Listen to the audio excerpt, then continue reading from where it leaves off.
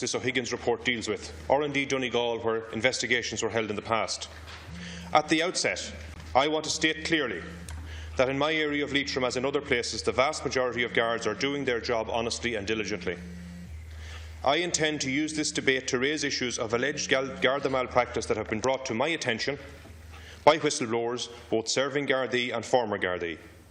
Central to many of the events I will now outline is the allegation that Gardaí were engaging informants who were active criminals, which is in breach of the rules of the CHIS programme. CHIS stands for Covert Handling of Intelligence Sources.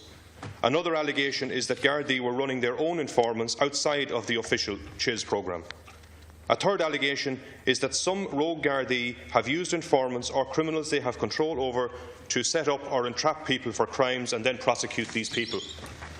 The fourth allegation is that there are high-ranking Gardaí who have protected these rogue Gardaí and covered for them with secrecy and denial. The following are some of the allegations that have been brought to my attention over the past 2 years and right up to recently. There is an allegation that a Garda informant working under the direction of 2 Gardaí robbed tools and a generator from a builder's shed and then sold the generator to a man whose house was searched the next day and the stolen property recovered. The man was subsequently charged and convicted in relation to having stolen property. Another allegation is that a Garda informant was allegedly instructed by his handlers to set a trap for a person at an NCT centre. He placed money in a car as a bribe to get the car through the test. The car had some minor defect and should not have passed the NCT. The informant then told an employee at the NCT centre that the car was nearly OK and he had left a few euros in it. The car was passed, and later that employee was charged and convicted with accepting a bribe, and he lost his job. The main witness in the case was a Garda informant. A man who was wrongly charged with possession of a stolen tractor, although there was no evidence other than that the tractor may have been collected from beside a farmyard owned by this man. He had cooperated totally with the initial Garda investigation and was not considered a suspect at any time by the local Gardaí. The investigation was taken over by a detective sergeant who instructed that the man would be charged, to the dismay of the other Gardaí. As the man left the Garda station, this detective sergeant followed him and waved the charge sheet at him, saying, "I can make this go away if you bring me the real culprit." One of the more serious incidents in Leitrim is the case of the threats to the safety of 2 serving Gardaí from a criminal gang.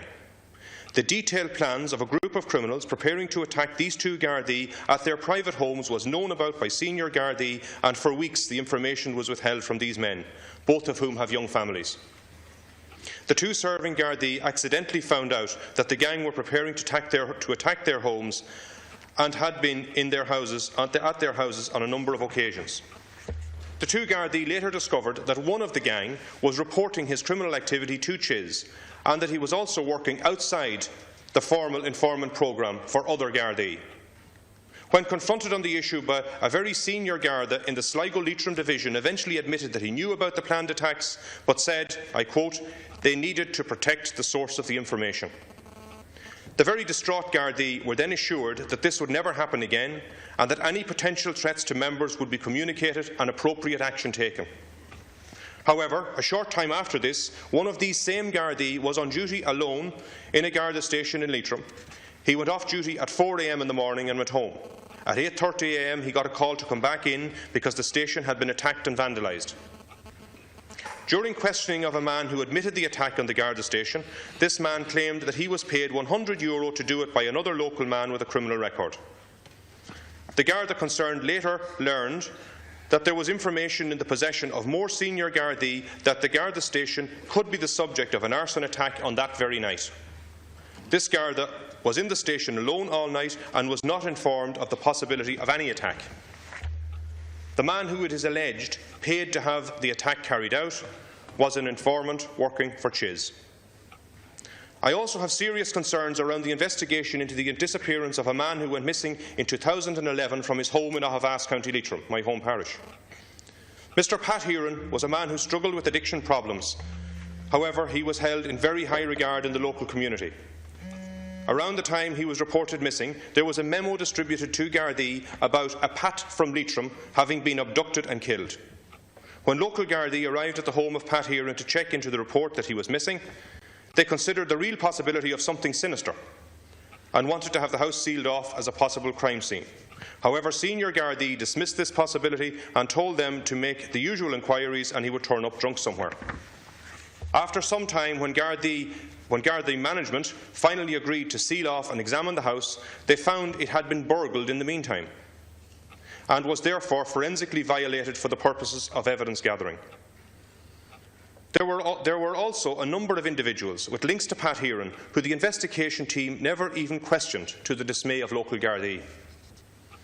It is now known that a Garda informant was among the last people to be in Pat Heeran's company before he disappeared. Pat Heeran has never been found, and his mother and siblings are heartbroken. The question is, was the protection of informants put before the proper investigation into the disappearance of Pat Heeran? Now, it is important to point out that in 2009, 2 members of An Garda Síochána stationed in Leitrim brought their concern in relation to the handling of intelligence sources to the attention of the then Garda Commissioner, Martin Callanan, and they were fogged off. In 2012, they first brought it to the attention of Minister for Justice Alan Shatter, and again to his attention in 2014, after which Minister Shatter delegated 2 officials from his office, including one of his chief advisers, to meet with the 2 Garda whistleblowers, where most of the concerns I have outlined here were expressed over a 4-hour meeting. Indeed, documented detail of all these incidents were given to the Minister's office at that time.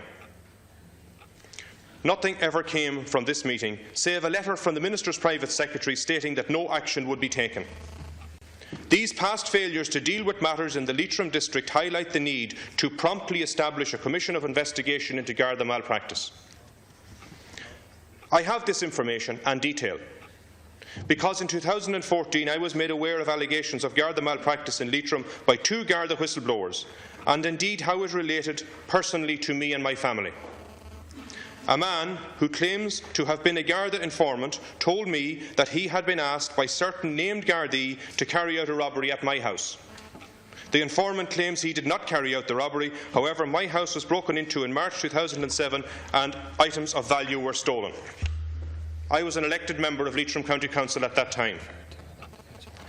While these incidents are several years old, I have also been contacted in the past few months by serving Gardaí who have also made allegations of malpractice in the Leitrim District.